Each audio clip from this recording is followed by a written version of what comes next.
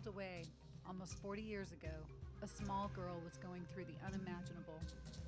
This story is not only about the horror she faced that day, but about how she has taken her pain, sorrow, and anger and turned it into activism that has saved thousands of girls from a fate she herself could not avoid. This is the story of Mimi Ramsey, one woman who's making a difference in the world, one day at a time. My mother said, there's 2 women here. They are going to cut something. If it's not cut, it's going to grow longer. It's going to drag in the ground. If it's not cut, no, you're not gonna find a husband. If it's not cut, you're not gonna have a friend to play with you. So you're just gonna feel it a little bit, but not that much. You're just gonna feel it like a little pinch. My mother liked to always discipline us with a pinch. So this kind of pinch, and her pinch doesn't hurt. In many African, Middle Eastern, and Asian countries, there's a practice known politely as female circumcision, and less politely as female genital mutilation, or FGM. The practice of FGM involves the ritualistic cutting of the genitalia of female infants, girls, and adolescents. This practice is mainly done to secure the virginity of females, making them acceptable for marriage. This documentary is not about the practice of FGM in other countries. It's about the fact that the practice continues here in the United States. The CDC estimates that over 600,000 girls are at risk for FGM in the United States right now. So they told me to lay down, and I did lay down. And my mother was there to tell me what to do. And then she took off. She took off because she didn't want to hear the cry. The pain is so horrible. The pain is extremely horrible.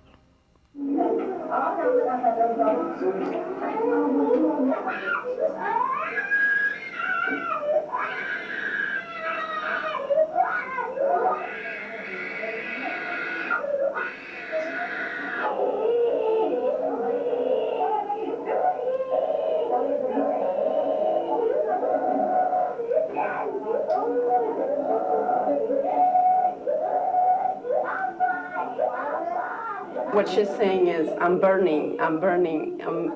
Where is everybody? How come nobody's saving me? Why can't somebody help me? And she's crying for her dad, and her dad, which wasn't there. Personally, it angers me. If people are doing that, that are performing unnecessary mutilating procedures on anybody. The term circumcision is misleading. In fact, the equivalent procedure to a man would be cutting off the head of the penis. So for the purposes of this documentary, we'll use the term FGM. There are 3 types of FGM: partial or complete removal of the clitoris, sometimes referred to as SUNA, removal of the entire clitoris and labia minora, and the most extreme form, infibulation. What they do is they cut the clitoris, labia minora, and the big lips, which is the labia majora. And so while the wound is still raw, they pull the skins and they stitch them, close them. So then after that, they bound the legs from the waist down to the toe. They tied you with a rope. So what it does is they wanted to grow together and just closed completely.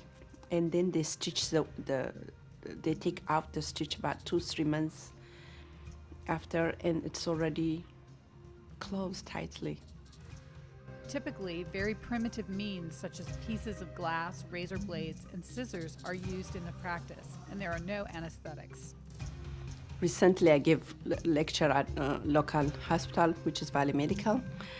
So one of the doctors, he said when